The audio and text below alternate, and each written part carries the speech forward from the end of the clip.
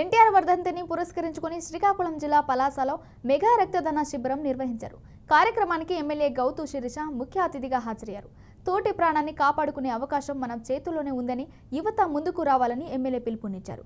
ఆరోగ్యవంతులైన వ్యక్తులు ఏడాదికి 3 నుంచి 4 సార్లు రక్తదానం చేయవచ్చని ఎమ్మెల్యే తెలిపారు.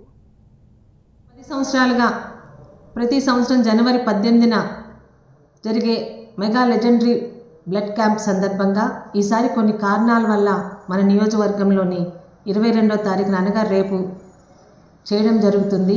ప్రతి సంవత్సరం ఉత్తరాంధ్రలో పలాసకి ఎలా అయితే అత్యధిక బ్లడ్ డొనేషన్ క్యాంప్స్తో ఒక గుర్తింపు ఇచ్చారో, పలాస నియోజకవర్గంలో ఉన్న తెలుగుదేశం, జనసేన మరియు బీజేపీ కుటుంబ సభ్యులు, సోదరులు రక్తదానం చేయాలని ఉత్సాహం ఉన్న ప్రతి ఒక్కరూ, ఇప్పటి వరకు మాకు సహకరిస్తున్న దాతలు అందరూ కూడా ప్రతి సంవత్సరం లాగే పెద్ద ఎత్తున తరలి వచ్చి రేపు ఎన్టీఆర్ గారి వర్ధంతి సందర్భంగా జరగనున్న మెగా లెజెండరీ బ్లడ్